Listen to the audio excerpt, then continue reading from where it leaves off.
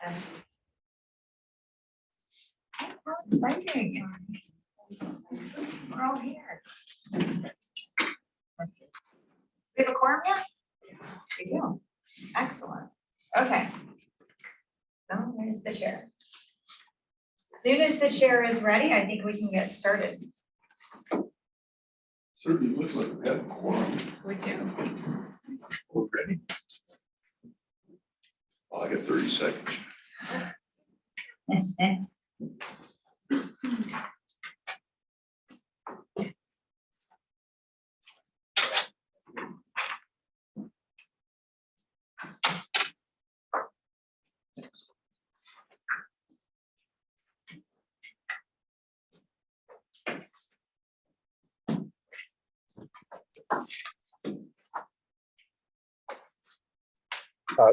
Good morning, everyone. This is Zohir.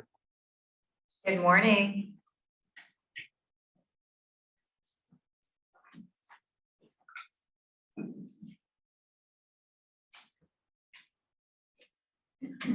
All right, calling the meeting to order. Yes, we're all here. So just, Chair, just a couple things for the statement for just cause. So we do have 3 members not here today. One is at a medical appointment and won't be joining. And then we have 2 members that are joining us online virtually for just cause reasons. So now that we're in our new, what is it, AB 2449 rules, if you're not present in the room, then you do need to have a just cause to be joining virtually. And then if that's the case, we do just need to have the members make a statement. So we have 1 member who is just cause for childcare, 1 member who is just cause for official work. And so we need to just have the board, I think, approve that they're participating with just cause. Okay. That was a little clunky, but I think everybody knows what I mean. Yeah. Does anybody have any problems with that? So do we have, no, I'll be quiet. No problem. Go ahead. Do we have any definition of what constitutes just cause? Yeah, I have it up right here. I could read it. So members may teleconference for just cause. Just cause is limited to 2 meetings per calendar year and is defined as child care or caregiving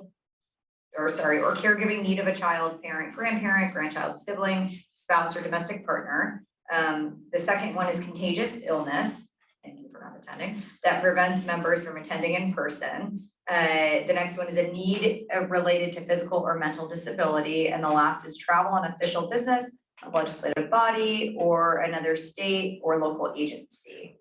And then it says, so in these, and then separately from that, there are emergencies. So member may teleconference due to emergency circumstances, which requires approval of the legislative body and which is defined as a physical or family medical emergency that prevents a member from participating in person. So those are kind of the reasons as defined. And then just a reminder, there is a limitation on how many times this can be done. And then, and then it says going on for the procedures for the board. The instructions need to be on the agenda. A quorum of the members of the legislative body must participate in person at the noticed location that is open to the public. And so this is going to be a big one for us as we have people online and virtual. If we don't have enough people in the room, we won't have a quorum. So that's just something important to remember. The majority of membership must approve a request by a member to teleconference due to emergency circumstances. Oh, so maybe we don't need to vote for the just cause. And then all votes must be taken by roll call and meeting must be stopped and no action taken if the broadcast of the meeting or ability for the public to comment is disrupted.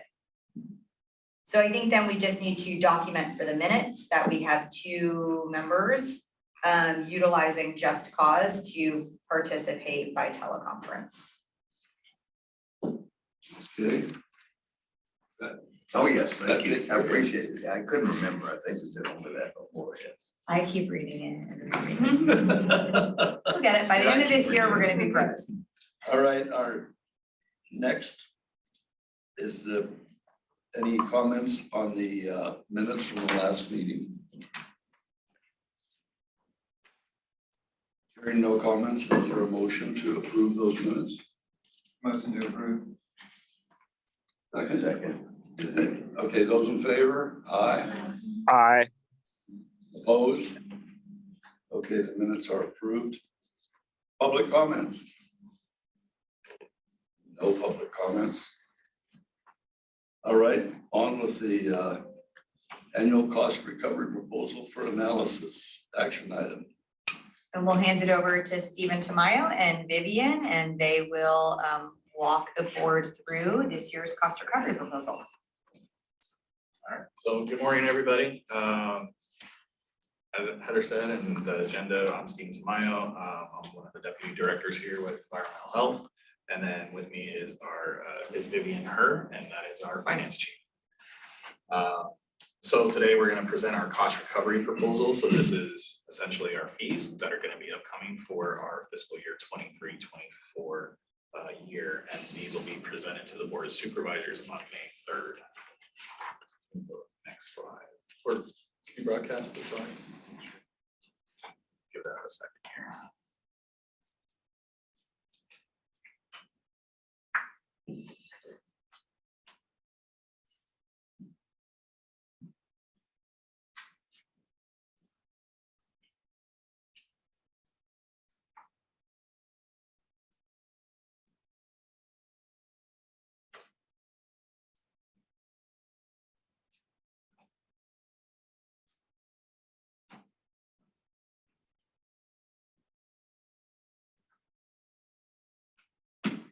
A whole different view than I don't usually work in.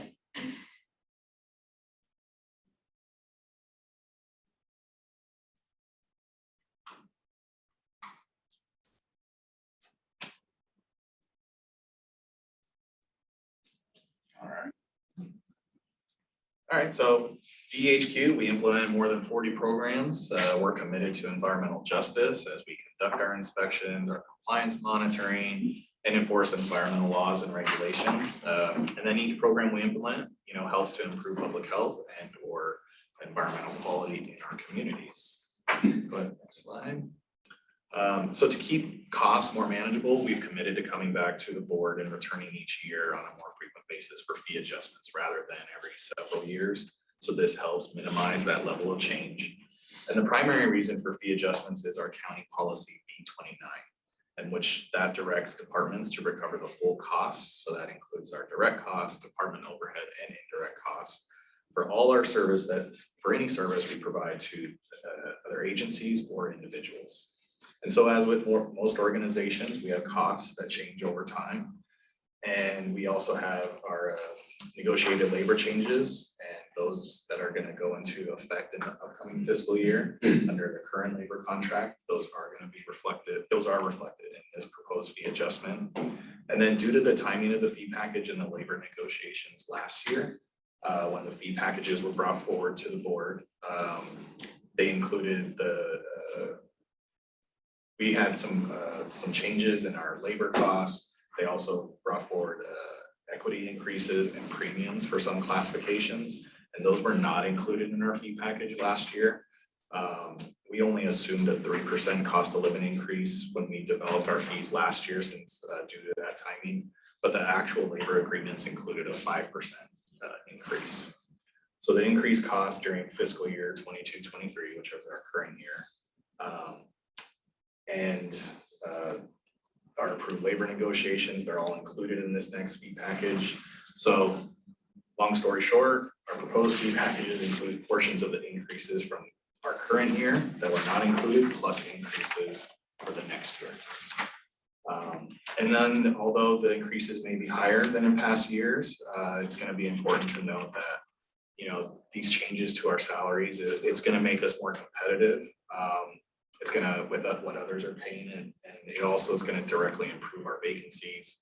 It'll help with turnover, to decrease turnover and improve retention, which in turn is going to positively impact our ability to deliver services.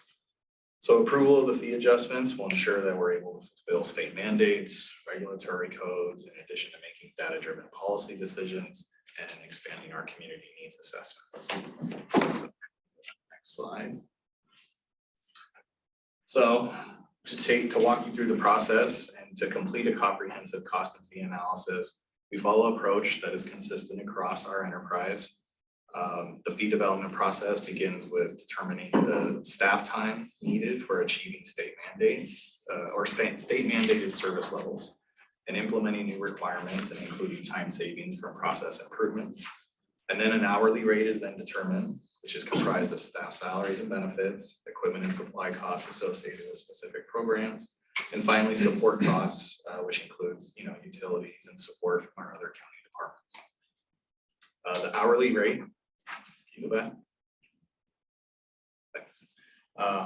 So the hourly rate is then used to calculate each fee based on the number of hours of documented time required by staff to perform each service.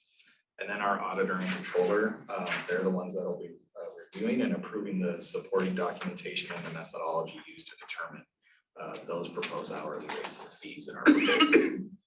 So in DEHQ, we reviewed 230 fees, and then we identified we need to make adjustments to 214 of them. 14 fees are going to remain unchanged due to our cost containment efforts, program changes, and just ongoing time study. And we're proposing to add one new hourly rate for staff working in the recycled water program. And this is a really highly technical, specialized program, and our analysis has shown that the blended hourly rate is just not representative of the actual labor costs. So we need to create a rate for that. And then the fee we're proposing to modify is going to separate out an existing fee when investigating if a food facility or a pool is built, modified, or remodeled without submitting an application for that required permanent plan review. The food program and our pools program, they just have different costs. And so the fee really should be split apart to more appropriately reflect the costs when they're charged. Next slide.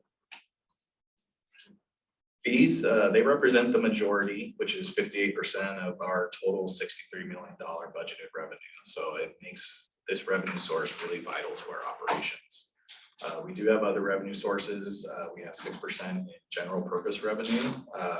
About 1.1 million of that is for board directed fee reductions and waivers.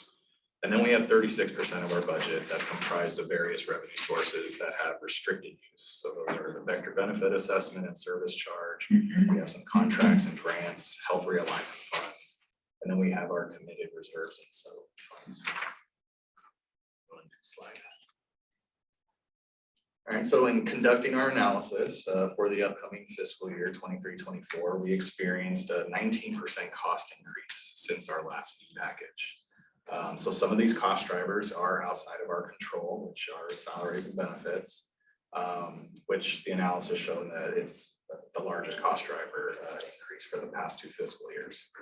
And again, those negotiated labor changes that went into effect in this current fiscal year, along with the upcoming salary and benefit changes for 23-24, are what are contributing to this increase, along with one-time payouts and equity adjustments, which benefited about 89% of our DEHQ staff. We're seeing a 3% increase to our A87 costs, and what those A87 costs are, those are indirect costs that are charged to the department for services provided by other county departments, such as our county technology office, our Department of Human Resources, county council offices like that. And then we also have a 4% increase to our services and supplies. And this is just attributed to our internal service charges for fleet, for our facilities, and public liability insurance. Those costs went out. And then, excuse me, like other businesses and departments that, in the county enterprise, our workforce is turning over, and about 30% of our team have 3 years or less experience. And so the associated onboarding, training, and development that's associated with new staff is also another driver for contributing to a 3% increase. So in the next slide, we'll share how we work to mitigate these costs as best as we could. I'll pause there and take a drink here. But do we have any questions so far? I know it's a lot. Well, do you take vacancies into consideration? I know we always have a constant vacancy rate, and but they're offset somewhat by training too. I know, but are those taken into consideration? Yes, they are taken into consideration and included into those costs, and so yeah, they are considered. Yeah, we consider those vacancy rates salary saving, then we deduct the decrease the cost of the salary. So in this pay package, we decrease 3.9 million, the salary saving we could have. You mentioned that 214 were changed or adjusted. How many of those were adjusted up and how many of those were adjusted down? I know in the past, you sometimes decrease fees in some areas. So what is the percentage or of that 214? We didn't have any fee decreases this year. They're all increases on those 214 changes. And that's primarily driven by those cost drivers I was explaining. It's just, we didn't have the labor costs. They were just too much to be able to decrease it. So what you will see is where there were efficiencies in programs or savings, so the fees vary. So while our department overall increase is 19%, as we get into some of the fees, you'll see some are 13% increases or some are 20% increases. And so that's because of where we've had the savings. So if it was an overall departmental cost of 19, but the fee is only needing to increase by 13%, that's showing that we had some savings or efficiencies in that specific program. Yeah, I know in the past, you've always seemed to find efficiencies in different places. So hopefully that'll continue. We want to work with that so that we can highlight those. Along that same line, with your great number of under 3-year people, thought might be some lower wages there, lower costs there. So that's calculated into the cost of each year, looking at the range of the level of the staff is anticipated, looked at for each individual staff member to determine what level they're going to be at, and the fee is calculated at that cost. We're not looking at the highest level cost of that position.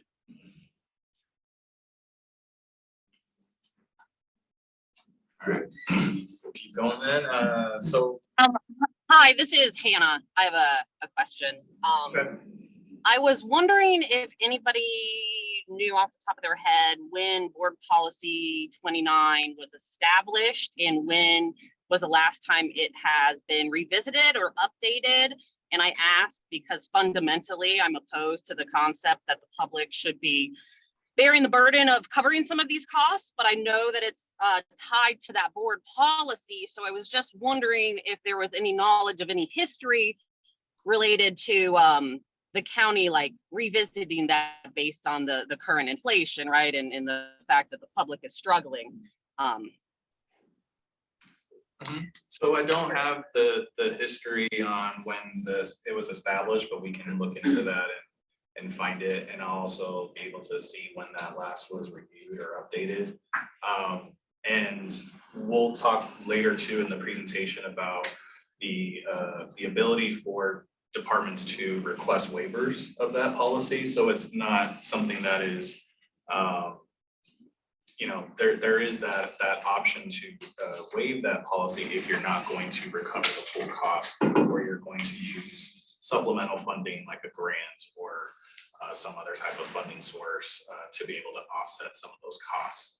So it's not the full burden, but it is a policy to ensure that departments are reviewing their costs annually or regularly, so that way they are achieving that full cost recovery. So, but we'll be able to share that policy and some of that information with you. And Okay, Hannah, just to clarify as well, for the fee increases that we're talking about here, where we're talking about health permits, these are full cost recovery programs covered by the cost for those permits, whereas environmental health and quality, and we had a slide on that, receives very little GPR. So it's not the public in general offsetting this through GPR, it's the business operators, which I just wanted to make sure that that was clarified. But I hear your point regarding D29. Yeah, thank you. And I guess I'm kind of interested if you have any like real life data or statistics related to, you know, the last increase, and if there was substantial opposition from the end of the businesses that, you know, pay for the permits. And I ask because, you know, when your revenue stream is so heavily reliant upon, you know, 58% of the permits, in other industries and other sectors of the county, what I have seen is when permit fees are increased to a certain spot, they stop getting permits. They close their businesses down. And then you end up into a place where your budget isn't, you know, balanced. And so I was just curious if you have gotten any feedback from, you know, your permittees about where is that threshold, this is too much, this is an issue, or if they're able to absorb those costs without complaint. Yeah, certainly. And we do have a lot of historical data on all our previous cost recovery proposals, and we do stakeholder outreach every year as part of this proposal. The industries where we see what you're referring to, where, you know, permits reach a certain point and some of the industry stops, it's really our building industry, which for environmental health is impacted mostly in our septic system program, our land use functions. That's where we see that more frequently, and that kind of has historically been why the staffing in that program has been more limited. Historically, we see ebbs and flows, and so during really busy business booms, our review times tend to go up and increase because we don't increase the staffing substantially in that program to meet that demand. We have to maintain that level and make sure we're not increasing it too much, where then as that flows down and there's a little bit of a correction in the market, now we have staff that we can't financially pay for through those permits. So that primarily is the program where we see those impacts. We don't tend to see those impacts in hazmat, and we don't tend to see them in our retail food facilities either. And the reason for that has historically been that during those time periods, there'll be a lot of turnover. So while some people may go out of business due to a market downturn, there's typically a lot of other people that are then coming into those business. So we see a lot of new business and business turnover in permits and down markets with our food program. The other. Okay, thank you. Very helpful. Appreciate that. We used to have it, I would doubt if they went away, is people who simply don't pay permit fees. They move on, they avoid complying with the law because they don't, I won't say they don't want to, they don't have the revenue to do it, so they just don't pay it, and maybe even move their facility. We don't necessarily inspect them because we haven't caught them, if you will. I don't know what that percentage is or what it used to go, but I know I can't believe it's not still there. Yeah, definitely. Hazmat is still working on their unpermitted businesses, and that is a focus because it's especially focused now because a lot of those businesses tend to be in some of our disadvantaged communities, which then that impact trickles into the communities. And so that is something that is actively being worked on, and we have some dedicated staff now just looking at the unpermitted businesses. Thank you. Sorry. Back to you, Steven. All right. So getting on the subject of some of the cost containment and some of our efficiencies that we've looked to do, you know, this is something that we strive to do every year. We continue to do all we can to contain costs and apply savings that occur as a result of innovation and efficiencies. So collectively this year, we've helped save more, these efficiencies. They've helped save more than 1,200 hours of staff time. That's equivalent to $197,000 this year. Some of the efficiencies have been, you know, to implement and standardize comments using data from a state reporting system, and that really helps streamline processing time for absent inspections. Changes to automate our program billing process. That's also reduced time spent making manual revisions. Simple things, tracking logs that have also helped with improving data collection and service time. So additionally, we adjusted our salary and benefit costs, like we mentioned earlier, to accurately reflect our vacancy rate, and those pass those budget savings on to ratepayers.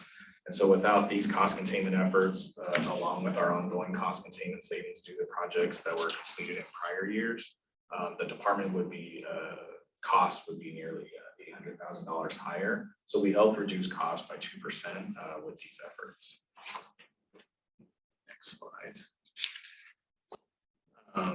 And then in addition to the department's cost containment, we're also proposing to utilize $1.7 million in one-time funding offset costs for our Cooper-related project work. And so these are going to be some of our IT projects and that continuing effort to guide the potentially unpermitted hazmat facilities towards compliance. And then we're also going to utilize available reserve funds to provide continued relief for businesses that are still impacted from the pandemic and current economic conditions that are regulated in the food, body art, and pool. And then lastly, we'll be offsetting some costs associated with continued efforts in septic and discretionary programs to implement efficiency projects and collect additional data. And so this use of available funding that provided an additional average 7.5% fee offset. Slide. So this helps break it down. So we started at 19%, and that was since our last fee package for this year. And so we determined, to adjust the fees. And then our cost containment efforts and creating efficiencies, utilizing the one-time department funds, that cut the average increase in half. And so it's resulting in an overall 9.5% average fee increase for next year.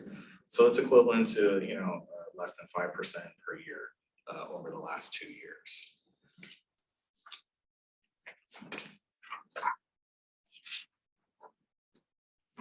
Next one. So some of our outreach plan includes reaching out to nearly 41,000 customers, stakeholders, and professionals to attend one of our cost recovery proposal outreach presentations. We'll be conducting outreach in various methods to ensure that we reach all of our customers in each of these program areas. We are offering translation in the 8 threshold languages, or we're even offering individual sessions for specific languages.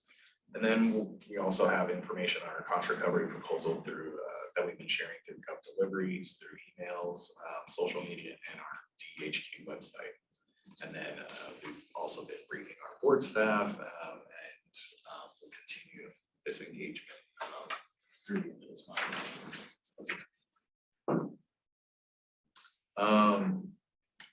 And so most stakeholders have so far, some of the summary is, they've taken a neutral position, and some of the feedback received included, desire from them to review them annually for more incremental increases. Also, we received feedback to provide additional staffing in the plan check and septic programs to help decrease plan review turnaround times. Our hazardous materials division, they met with some 2 stakeholder industry groups, and they didn't express any concerns with the proposed fee increases. And they both appreciated the communication and DEHQ's efforts at cost containment. And then some interest was shown in their work to proactively identify and guide potential unpermitted facilities towards compliance.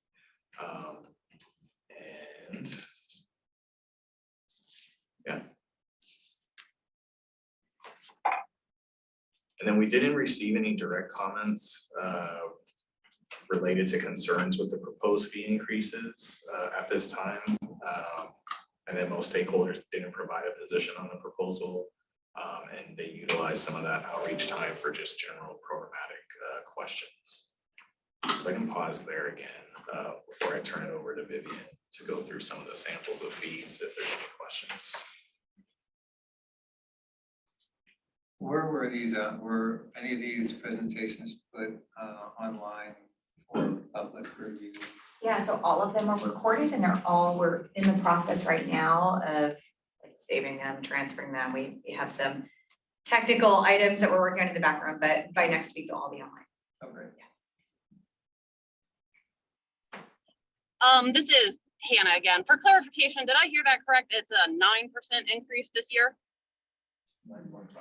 That's the average overall for the totality of the 230 fees, but we're gonna get into some sample fees next. Because each program varies differently based on their individual cost.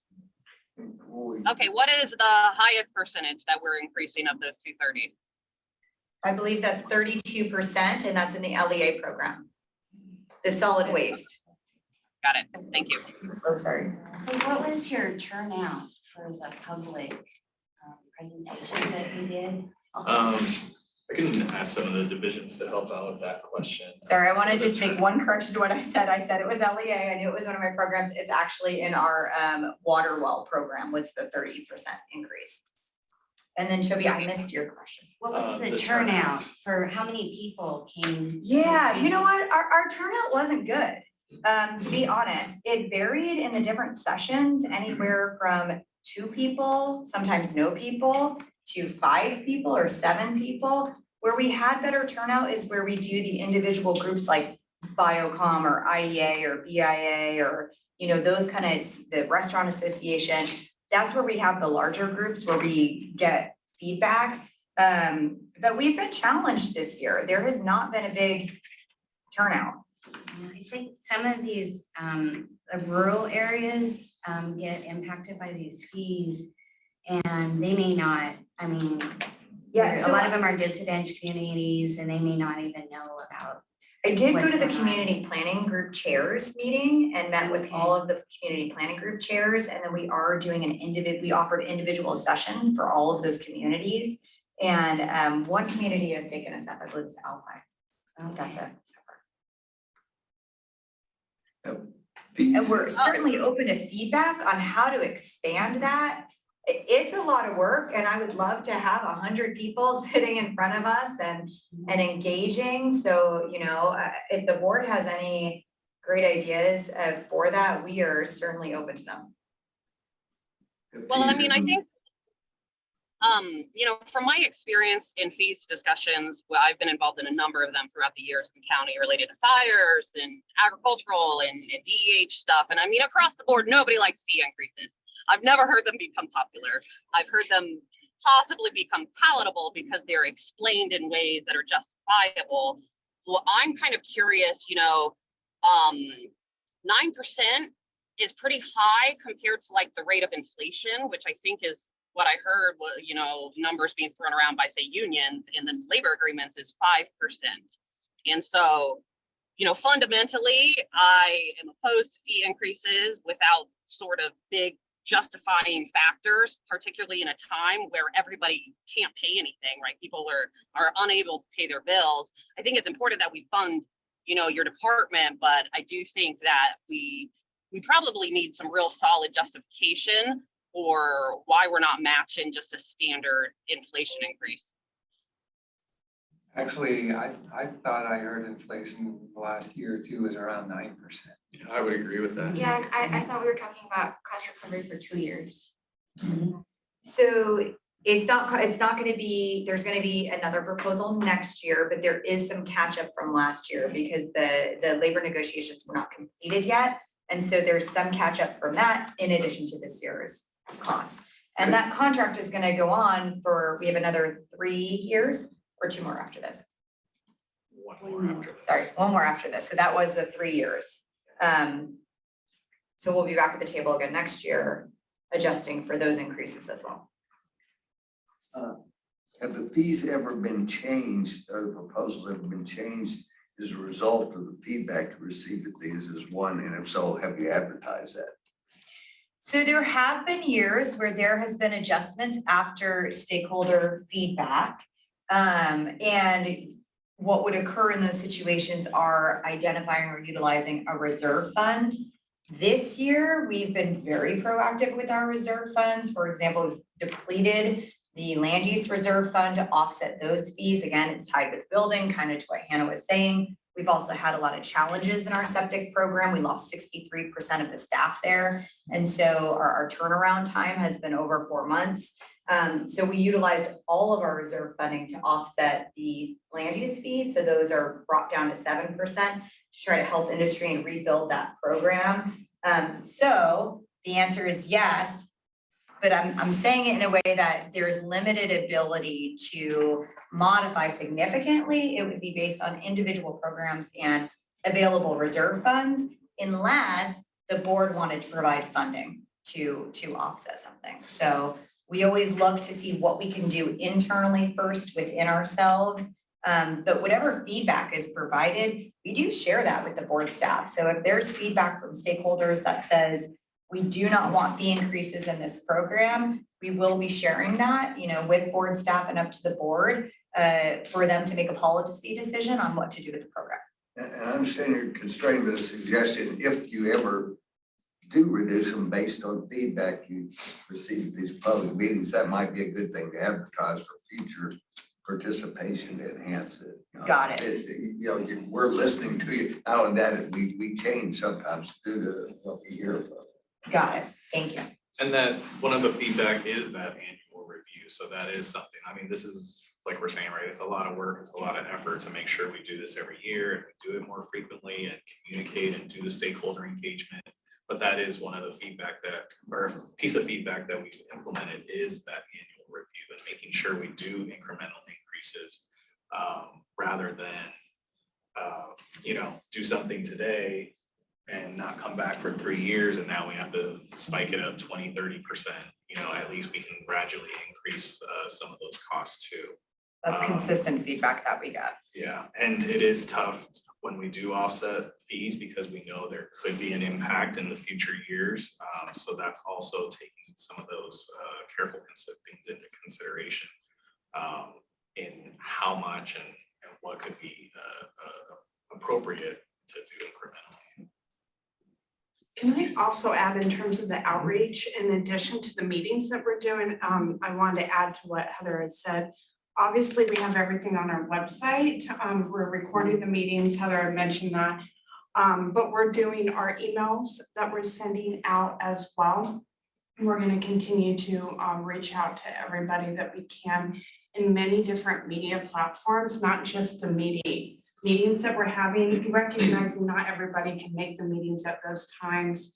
We have contact information for all the program leads. So if anyone has information or questions, they can go to that, our fees on our website.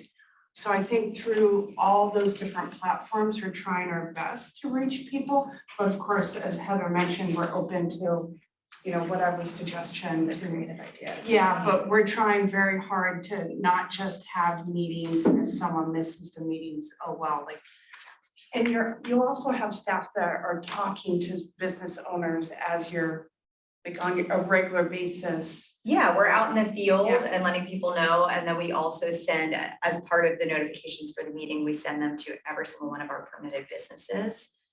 We have about in food, like a 90-something% rate of emails. And so we have really good distribution lists for many of our programs. And so we are sending the information out before. We'll send the links to the presentations after. We'll send them the links to the fees that are posted on the website. So we try to get all that information out there, even if they're not attending the sessions. So all of the entities that have actual permits are getting noticed of the fees? Yeah. I'd also like to ask, for next year or for anything similar to this, maybe if y'all could share the list of outreach that you're doing to the board, maybe if we have connections with those industries, we can also kind of use our different fields to bring more people in, help with some. That's great. Thank you. I have one more question. And first, I want to say I think stakeholder engagement is consistently incredibly difficult to get feedback on. So what you're saying is very normal. What I've seen throughout multiple county departments. So I just want to say, I think what you guys are doing is correct in the stakeholder engagement. And I think the results you're getting, which are typically really low, it's consistent. It's normal, unfortunately. What I would like to hear is a short description or summary of what the department is doing internally to be more efficient, because from the public's perspective, when our taxpayer dollars are paying to expand government services, traditionally a very large faction just says, stop offering these government services, reduce the government. And so other departments that I've heard explore options like self-certification, or when they're doing inspections where they have to get reimbursement for mileage, they try to bundle inspections together so that either it's multiple permits at one time rather than multiple site visits. And I'm just curious what DEH is doing to really minimize these fee increases. Yeah, so I can start, and then if my chiefs that are in the room want to jump in and provide a little bit more detailed information. Hannah, exactly what you're saying are standard operational procedures at this point. Bundling inspections, cutting down on mileage, all of that is done every year and has been done for many years. Each year, each of our individual divisions are tasked with tracking and identifying different efficiencies. Do you want to go back to the slide that has the 197,000? So here we go. So this are some of the different things that we were highlighting. We're looking at a wide variety of things. We're looking at our inspection reports. How can we standardize those? How can we standardize the language to cut down on those? We're looking at what can we create to get better applications in, right? So it's getting information out to the public to streamline what is coming in and the efficiencies in cutting down cost and time, which then relates to cutting down on fees for reviewing different things. We're looking at program billing changes. So there's a wide variety of things, and each one of our divisional chiefs are tasked with that function every single year and required to report out on it to the department every year. And then we report out on that to our luge group and our board every year as well. So I'll start with Joanne Lee. If you want to just give a couple of the efficiencies for the land use division or land and water quality. So for the land and water quality division, we've been looking at many different programs and how we could kind of streamline some of the review processes and also inspection process, making fillable forms for applications, allowing customers to then submit online rather than having to come to the county office. We've looked at some of the inspection templates and making sure that those are fillable so that staff don't have to actually come back to the office and spend time typing up reports. They could actually do the work in the field and then submit it electronically to the operators or the property owner. We're looking into how we can better data or manage our data. A lot of things were just done kind of manually in Excel. We're trying to figure out how to streamline Excel, but then also get that into Acela and then run reports so that things can be, a hit of a button and a report's generated with all of the data that we need, rather than trying to manipulate Excel to give us the data from different files. So all of these projects are kind of progressing. I think one of the big efforts we're going to try to make is possibly a GIS tool to help our land use staff.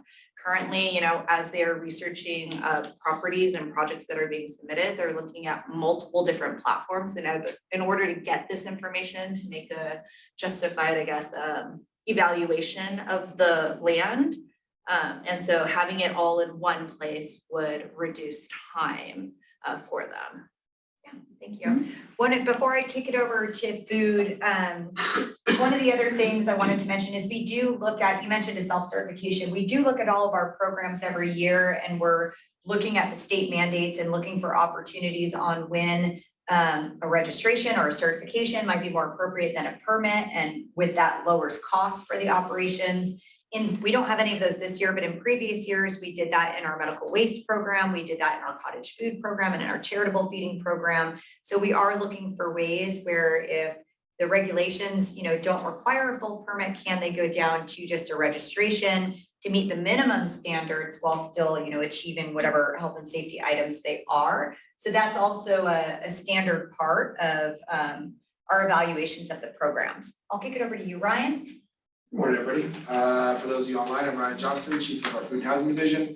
I'll start a little bit on touching on the certifications the way I understood that as the one program that mandates all of our staff have a registered environmental specialist certificate with the state. We do all of our training in-house to meet those annual training requirements, so we're not adding extra costs to bring in trainers for that.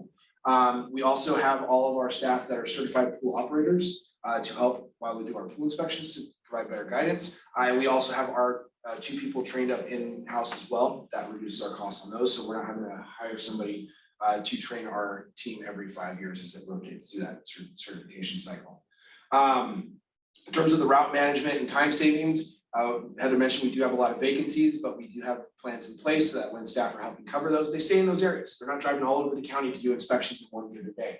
And that cuts down a lot of that travel time cost for that route management to still be able to cover all of our facilities with the vacancies that we have. And in terms of some of the items that are highlighted here, our plan check program, we have created multiple templates that have reduced time both for us and our customers. The focus on those currently has been our mobile food program because those are some of the more simplified plans that the customers can fill in. And so we have seen quite a bit of time savings for those that have used that. We're working on developing some easy basic pool resurface plans to help do the same thing. Helps our customers that don't understand the process as much, but then also saves time as well.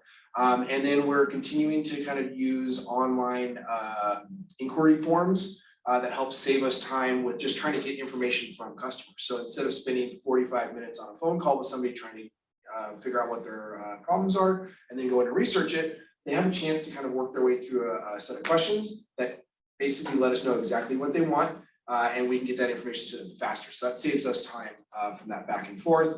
And sometimes we can direct them right to the resource that they need online. So they don't even have to talk to a person. So those are a lot of things that we're focusing on and just our time reduction working with it so we can be focused on doing those inspections. Anna, did that give you a sample of some of the efficiencies that we look at each year? Yes, it did. Thank you for that answer. I mean, in full transparency, I think you guys can probably guess where I'm going to fall on this boat. And I'm hoping that, you know, these questions will inspire us to really think outside the box moving forward, to come up with some unconventional strategies to really reduce this burden while maintaining efficiency. And maybe it's something like we pursue grants to help fund your department. But, you know, my perspective is whatever we can do to reduce the public burden of these fee costs, we should be exploring. So I think what you're doing is a great job. That was a great summary, and I just appreciate that response. Thank you.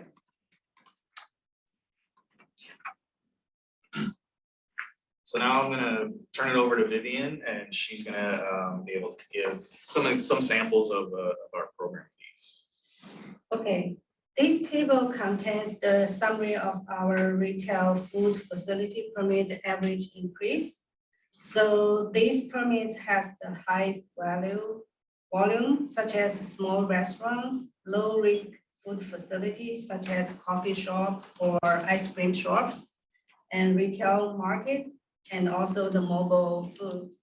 So based on the cost driver, the average food program fee increase would be 8.1%. However, the food program has a healthy reserves, so that was utilized to offset the increase of all food program facilities, resulting in an average increase 2% or $12. Thanks.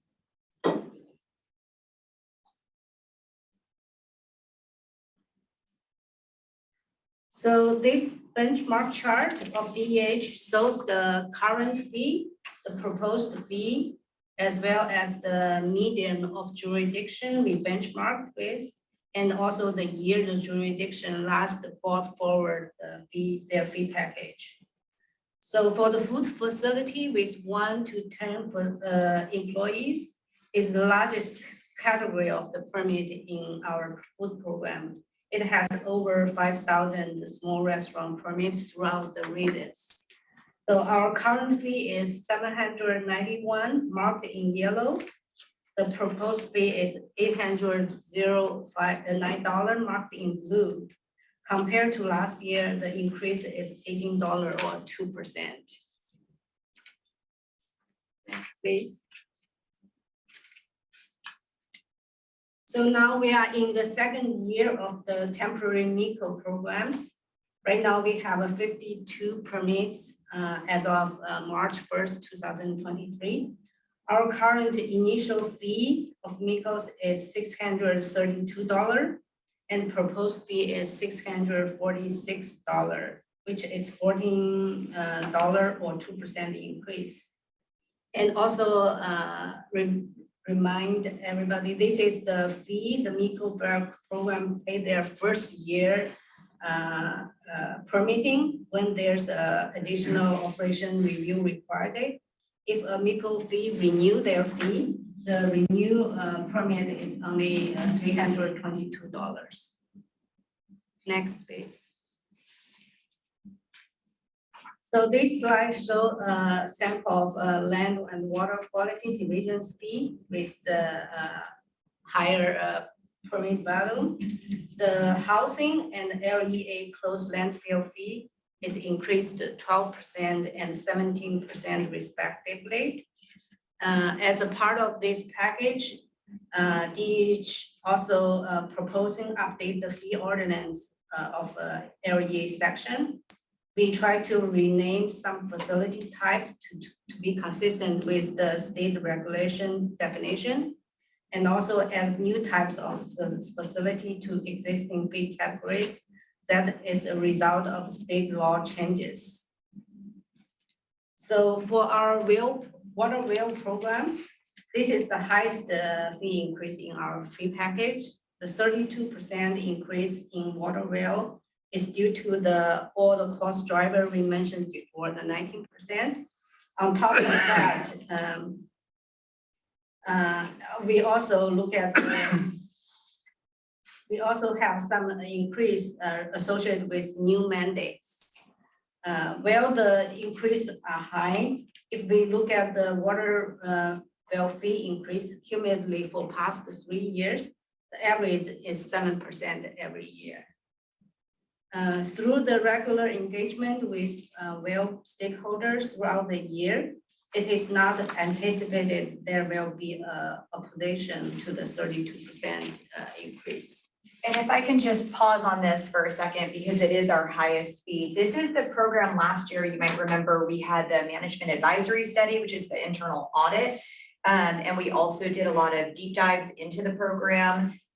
We were having a lot of challenges. We had some really long review times.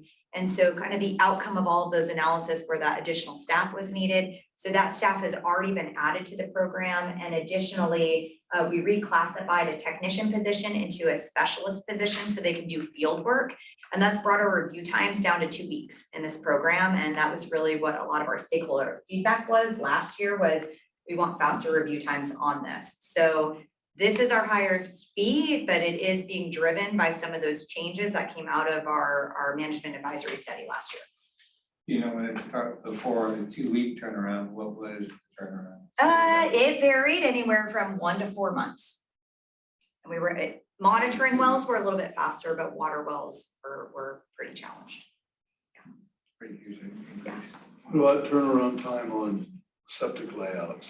We'll talk about that next, Malcolm. Oh, okay. I better give you another donut then. Yes, for septic and the discretionary programs, our fee calculation showed an increase of approximately 20% increase. However, we have faced the challenge on this program, just as Heather said.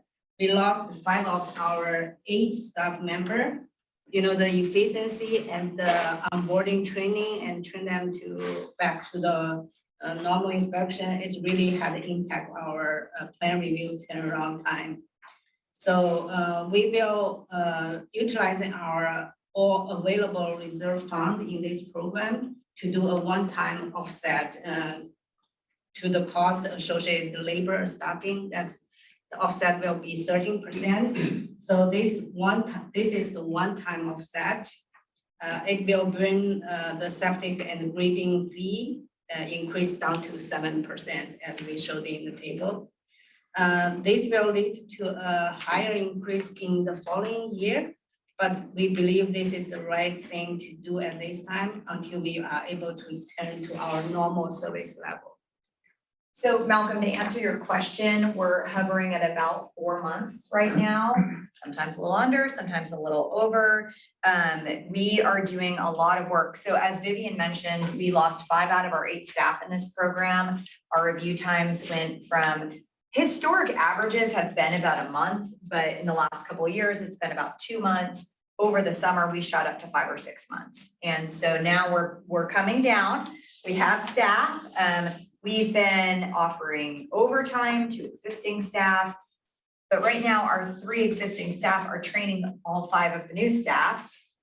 We've been trying to get a contract in place to get temporary help to bring these times down. Joanne, by we, I mean Joanne, has done an amazing analysis of all of the different touch points on the program. There's a spreadsheet being built. We're establishing goals. We have bi-weekly meetings on this or is it bi-weekly? It's 2 times a week. 2 times a week, we're meeting on status of numbers, how many plans are pending, turnaround, how many came into the counter. So we're doing a really deep dive and analysis on this program. Our goals that we've set for the team are to be back to 2 months by the end of July. And so that is our goal with the current staff. We have the staff, all of them now, working independently, not on every project, right? So our newer staff are now going to the field, handling some of the easier projects, for lack of a better word. They still need assistance and guidance on more complex projects, but they're all in the field now. We've been able to go back to districts. We've partnered the seasoned staff with newer staff in each of those districts so that they can help each other and assist when needed while being in that geographical area and the rural areas. I think that going into districts, because I've been around a while doing this, that was the best system we had, because like talking about in the other departments where people are driving from all over the county, they need to be in their district, because right now, like you said, more than half, like almost 2/3 of your field staff are new and they don't know their areas. Go to Scott or somebody and he knows already before he goes to a site what the ground's like, what the soil, the groundwater, all of it. And the same with Desiree. But yeah, because I think there's going to be a tremendous surge. Whenever it quits raining and it dries out, I don't think your times are coming down right away, because I think we're going to get busy in the field and we're going to bury you guys with stuff that's just sitting. And so in addition to that, we've also seen the last 3 years, about 13% increase in submittals each year for the past 3 years in this program. So that's, contributed to this as well. And I do want to, with our advisory board here, if you saw the recent board action to return, it was for PDS, but to return in 90 days with options and solutions to reduce barriers to housing in our county due to the housing crisis. So we've been working really closely with them, because that's going to impact our operations as well. We don't want to be a holdup or, a barrier to housing due to the delays in our program. So it is an all hands on deck right now with this. And that is really, to loop back to the fees, that is the reason that we've utilized the reserve in this program to offset the fees. We won't have that reserve next year.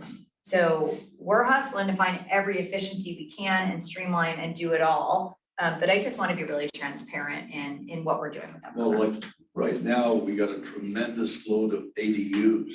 Yes, we sure do, Malcolm. Somebody found out their neighbor got one and now the whole neighborhood wants one. Yes. And they're usually problems because there's not enough land. I wouldn't say a problem, I'd say they're challenged, because there's typically not enough land to run a traditional septic system. And so now you're looking at a more complex system or a supplemental, so yes, they're challenging reviews, and it's challenging hydrogeology that they're trying to insert that into. Pretty soon, we're going to see problems in those areas with overload. Density is going to be a big issue for now. Yeah. So are you looking at if they have solar opportunities? Yes, that's a very active. Yeah, it's a part of the conversation, right? Because the county is looking at, vehicle miles traveled, right? And so how does that contribute to this, and where can housing be put? That's higher density housing, that's in a VMT area. And the answer to that in some of these rural areas is sewer. you really just can't drop in that high density housing into an area with wells and septic systems, right? And so the county is looking at all of those things and how sewer can be expanded more.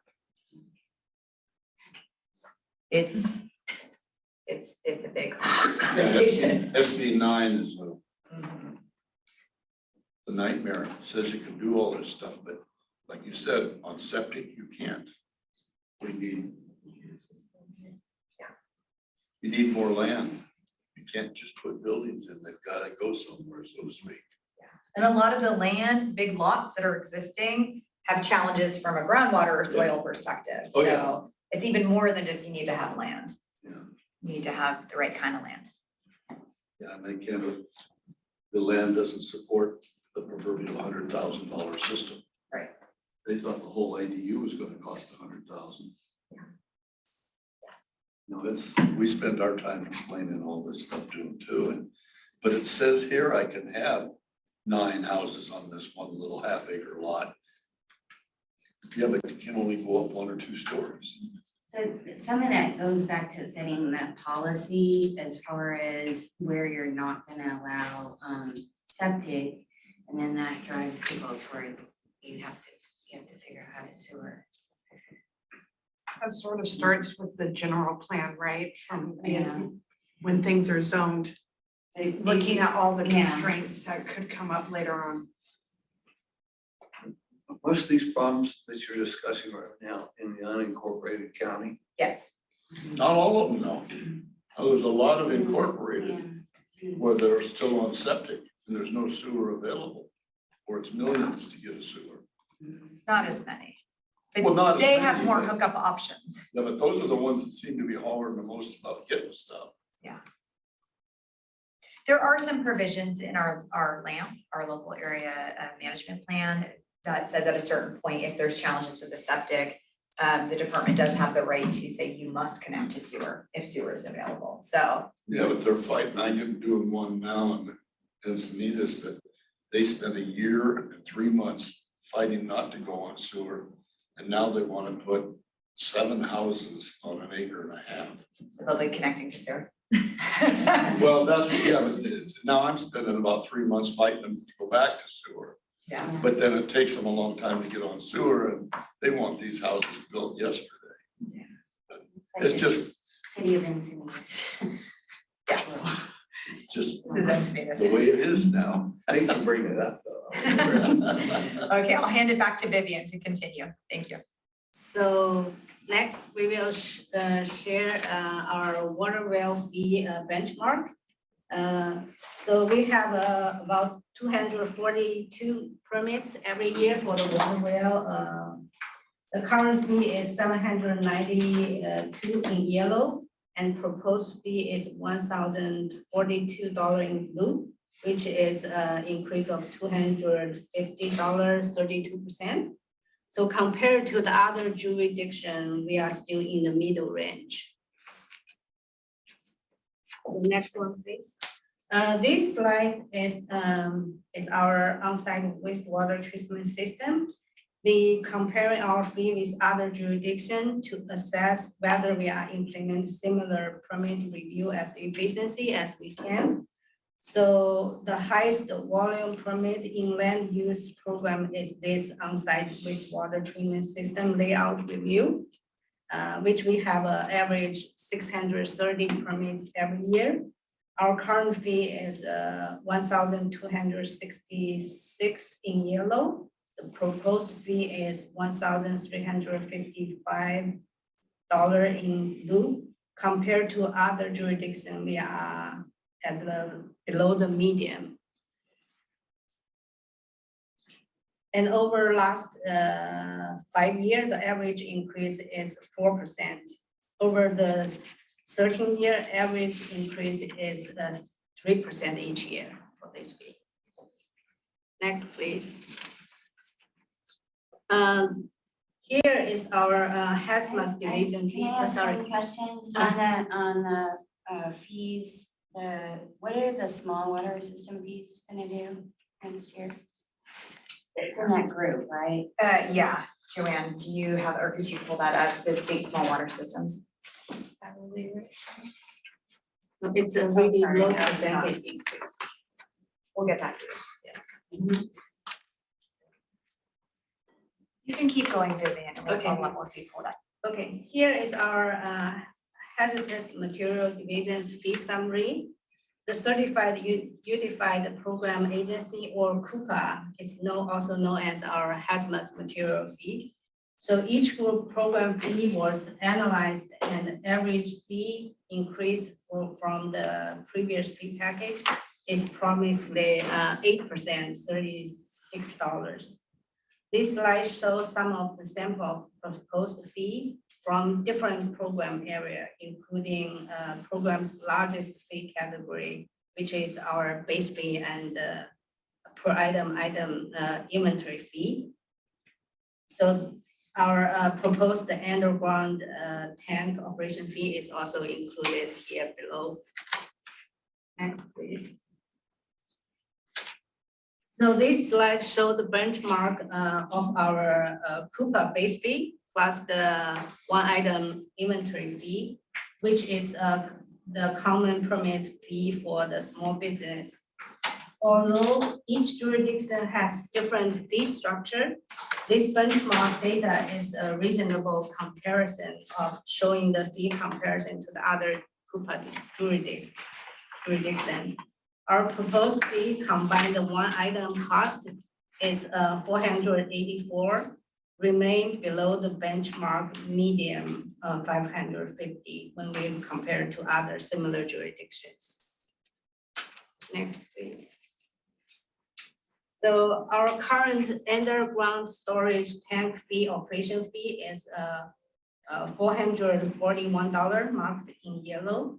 Our proposed fee marked in blue is $480, which equal 9%, $39 increase. Despite the increase, it will remain relatively low when we compare to other jurisdictions. So this is end of the sample of the view. Do you have any questions?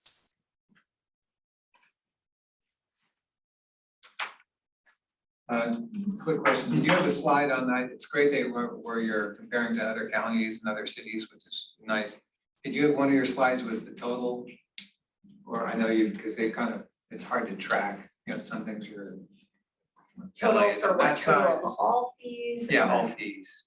Right. Yes, we have a fee summary sheet that we could send the whole board a link to that shows every single fee. Well, I'm just saying, was that, was that one of the ones where you compared to the other counties and the other cities? It's hard to do that for overall fees because not all jurisdictions have the same programs that we Right. have. For example, LA doesn't have hazmat, and so. Yeah, it goes, I was Yeah. noticing like LA was all of a sudden, normally they were like more, but then on the CUPA, they were just they were under. Yeah, and so some environmental health jurisdictions don't have hazmat at all. Some we try to look at, for the purposes of our benchmarking, we try to look at jurisdictions that are similar in size or operation to San Diego County. Imperial's not similar in size, but they're close. So we also kind of include our neighbors in there as well. So then the other thing you do, of course, is you have the average. So that median line, that is on all of them. So on, I guess how many are above and below the median would be the other way to look at that, right? Yes. So it looked like it was about half and half, or I wasn't really counting. It varies by program. It does vary by program, and like Heather said, I mean, it's challenging to see where we're at on overall. Because the other caveat too is not every jurisdiction will return or review or change them and update them every year. So on some of the slides, you might have seen years as far back as 2015, and it's just because they haven't updated the fee or gone back. So that's another difficult comparison to make. In future years, so would you be interested in seeing like in total, how many of our fees were above the average or Again, below it's the just, average? it shows that we're kind of that due diligence, that we're having a goal of not to just be the highest fee in a county in the state. That we want to be in the middle, we don't really want to be necessarily, well, definitely don't want to be on the high side. Understand that we might not be on the low side, but we do want to get close to that median, that makes sense, you know? In which case you would have, like I was saying before, some below or some above. Again, kind of shows we're working hard, to keep some below, which is important. Okay, I will give back to Steven to talk about our fee remnants and Right, so there are a number of programs, you know, as we went through and fee categories that we're proposing to increase. And then again, the approval of these fee adjustments, they just ensure that we're able to comply with the state mandates, continue to deliver services that, in a manner our ratepayers expect. And then in addition, it just helps us make data-driven policy decisions. It helps us meet our sustainability goals and expand our community needs assessments. So there are risks, right? Without having a fee increase, we would need to request alternative funding in the amount of 2.1 million on top of the additional of the 1.7 million additional funds that the department had planned to use.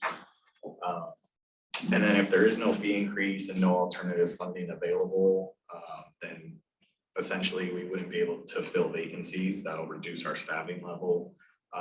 It'll have operational impacts, including delayed service delivery, reducing our education opportunities for our ratepayers, potentially shifting some certain activities from inspection-based to complaint-only response, and then reducing services to only our state mandated levels. All of which, you know, could potentially lead to regulatory compliance issues with our businesses and increased risk to public health. So then upcoming on May 3rd, these are the recommendations that we'll be making to the board of supervisors. And then these ordinance changes, they will require 2 hearings. So adoption of the ordinances would take place after the second reading on May 24th. And then the proposed fees would be effective July 1st, 2023. And so this was, if you go to the next slide now, so this was the, you know, the requested action item. So we'd just like to ask, you know, the advisory board now to discuss, you know, the action item on the agenda today, and just, you know, consider any correspondence to the board regarding our proposal. So I'll turn it over. Go ahead. Are there any county mandated, you know, you talk about state mandated, but some, and I'm talking from old history, but it used to be that the county would mandate some activities, some inspections that the state did not. So it was purely in the control of San Diego County. Do any of those still exist? And if so, do we point out to the board where you can eliminate this fee or change it or whatever? So I'll start and then you can jump in because I'm sure I'm gonna forget some details. So kind of 2 questions in there. Number 1, are there any county mandated programs? So in our Beach and Bay program, we go beyond state mandates for AB 411 water quality testing, and we do the South County enhanced testing. And so that is not part of this fee package because that is funded by the board. So that is general purpose revenue, so not included in this, but that is one of our county mandated ones. And then yes, we do highlight, so where the board has provided fee waivers, for example, nonprofit, you know, food or pools, they provide a 50% reduction in that health permit fee for those charitable organizations. Those are at the discretion of the board to continue providing or not. I'm sorry. No, go ahead. Yeah, our fee payers make up for that difference or through GPR? No, I mean, GPR yes. doesn't fall out of the sky. Correct. GPR has to be provided for that. That can't be passed on to the ratepayers. Okay. Right. It is passed on the taxpayers. typically through the property taxes, yeah. Any other comments? Okay, then we need to make a motion to write a letter in support or defiance or whatever. I'll make a motion to send correspondence in support of the cost recovery proposal. Okay. Comments or seconds on that? Comment, we also can have a neutral stance, Yes. which other organizations have done as well. Okay. All right, are there any other discussions? I mean, we could also have a neutral with some suggestions too. I mean, so. Yeah, I'm looking for, what do you want to see in the letter? Plus, positive, negative, neutral with comments, either one, any of the three with comments. I'll second, but the motion on the table, but I also want to ask, do we feel as an advisory board that adequate justification has been provided by the different departments to support the increase?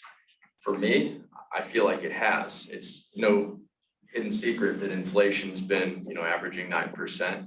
Sounds like they're all reasonable fees. The county's pointed to the costs.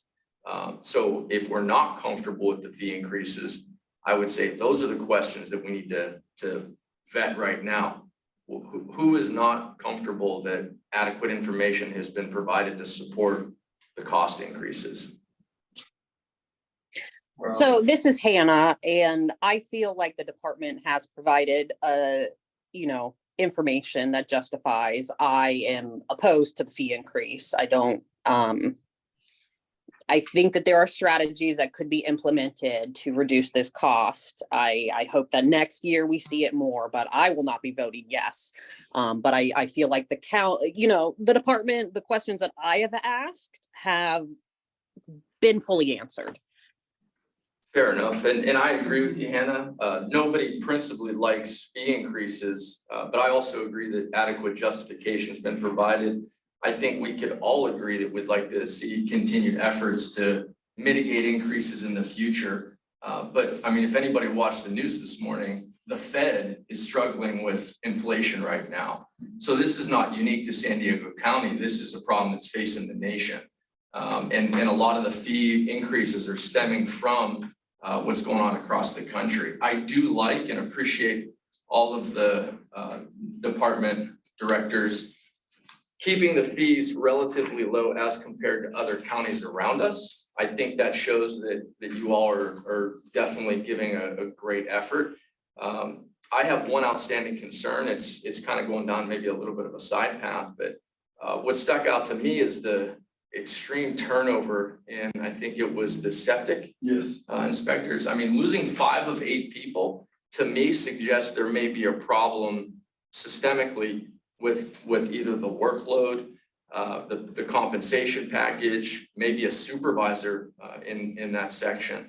I'd like just to clarify, so 2 of those were retirements. 1 person moved to Northern California, and 1 left on medical leave permanently. So that was 4 of the 5, and then 1 went to another division within our department. Gotcha. So that was just kind of an anomaly that they all happen in the same. But there's work to be done on our end, that we were in a position where we didn't have enough diversity in our staffing, that we were prepared for that. And we didn't have enough diversity in kind of being prepared for retirement, bringing in people at different levels. I personally feel we could have improved to avoid that situation. So I appreciate your comment and agree with it. We had some circumstances. Even with those circumstances, there's more that we could have done to mitigate that a little better. Building up to it, not when it all hit, but yes. I agree with that. There was no mid-level. Correct. We had all experienced veterans that were handling everything. And then a bunch of people left, and the only thing available was brand new, untrained people that required lots of extra. What it did, it slowed down the work. And like she said, it went from a month or 2 to 4 to 5 or 6. And now all the training that's going on, and they're coming along, but they have to come from 0 to get up to speed. And then drag race is over in a heartbeat. The projects kept coming in. And what happened, it piled it up, and it made it even worse, because now sites are sitting for 4 or 5 months in a bad winter, and they change while we're waiting. And you can't preserve these field conditions through these kind of storms.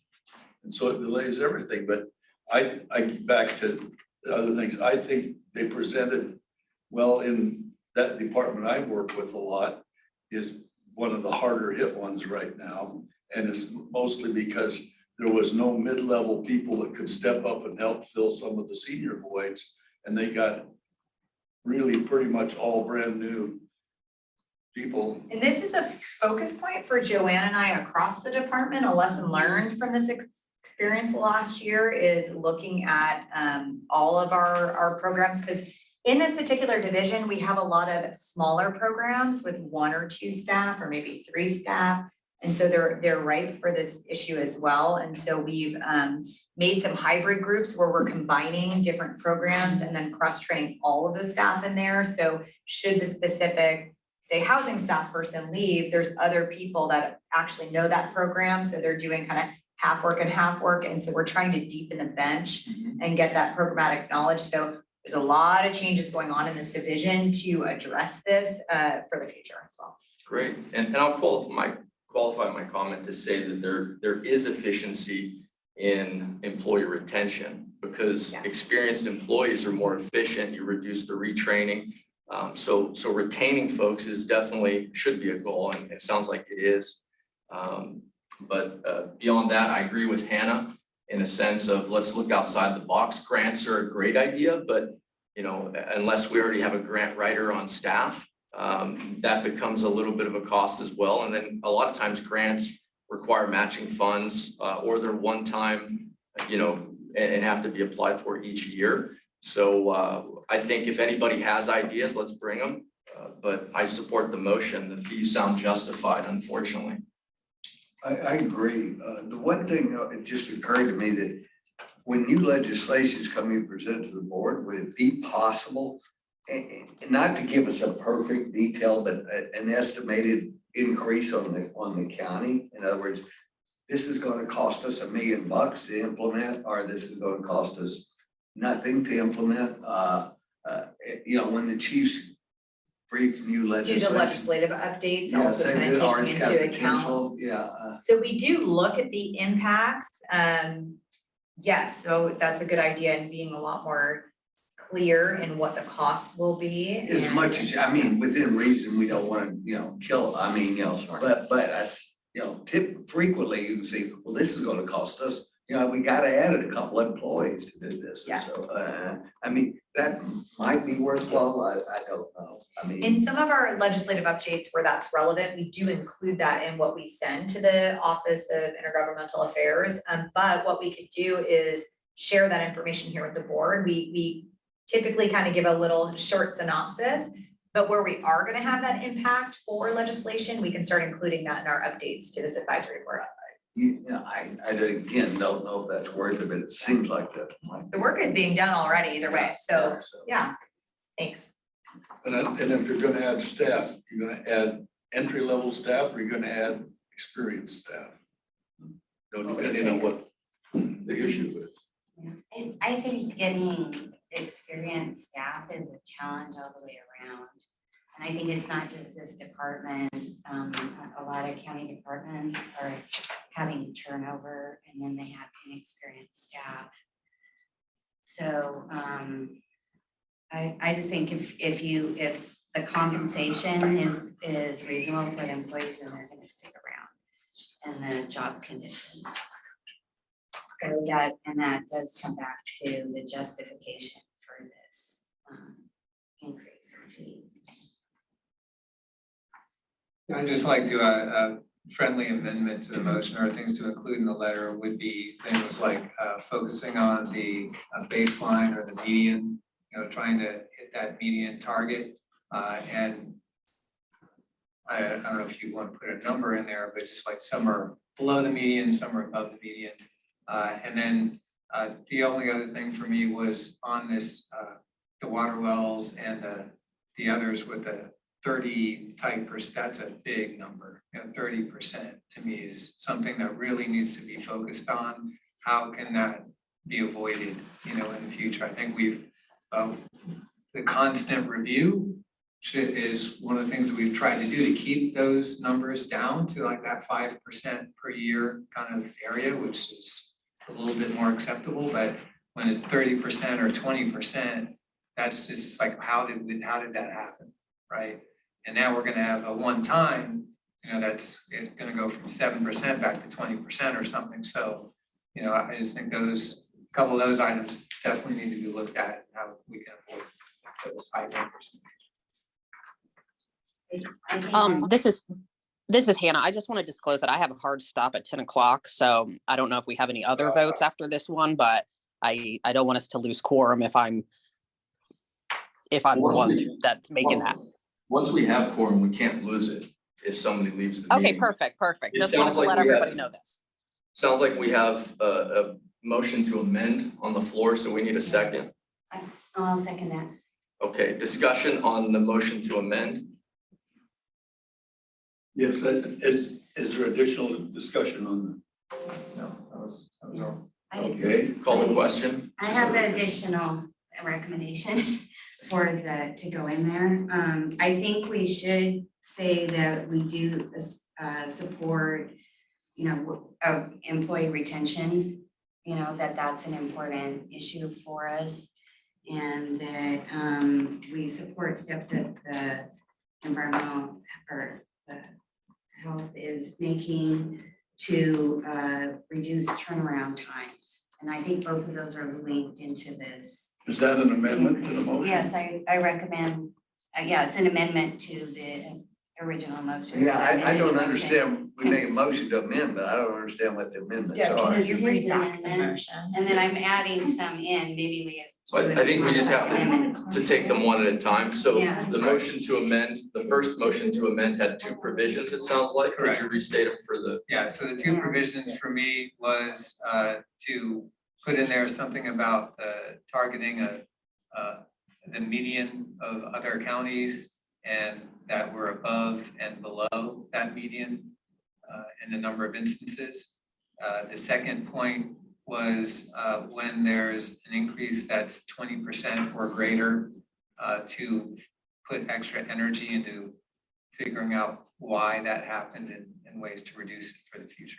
So maybe I'll just Something like clarify. that. So to clarify, I think we need to, so all of these items that you're discussing, we can put within the letter. Yes. But for the motion itself, I think to keep it simple is the motion that there's going to be a neutral, supportive or opposition stance with a letter clarifying the reasons why. The motion was to support. So the motion is to support. Correct. And so I think you can vote on the motion to support, and we will include this as justification for that motion in the draft letter for the board. Okay. Good. Good discussion. Any additional comments? So did we have a second for the motion? We did, yes. Right. Yeah, So maybe we did can have just a call the question Okay. on that. With that, those in favor? Aye. Aye. Opposed? Opposed. Who's that? Hannah. That's Okay. Hannah. Oh, okay. Okay, motion is carried. Abstentions? Pardon? Any abstentions? No. Okay, discussion? Hearing none. Motion is carried. Approved. You'll prepare a letter and all. Correct. And we'll send that draft letter to the board for their review. I apologize. If I could just make a statement, thank you so much for the discussion and the feedback today. It was really, I don't know if it was because we were in person or, but it was a really robust conversation that we haven't had in a while. And so I'm really, really appreciative to the board for all of this information and discussion today. Okay, I realize we're coming up on time here. I think we could save the legislative updates. Vacancy rate is 10%, 7% adjusted. I think we can save all the legislative updates for our next meeting because we're still early in the cycle and there's going to be a lot of amendments and changes, so we could push those. Okay, unless there's an additional discussion. Can I just add, sorry, I had clarification for one of the legislative items. It's AB 1429 is actually AB 429. So in case you wanted to look that up before the next meeting, that was the typo, I apologize. So Okay. AB 429. It's a ground And now this is pending, correct? Yeah. Yes. Okay, so even when the fees went up 32%, this could impact that addition. There actually is no impact for this one. Oh, Not yet. great, thank you. All right, that's it. Any other discussions before we adjourn? Adjourn, see you next month. We're gonna be in here again next month, right? Yes, That's the other, Every month now. every month, right here. all right, I like it.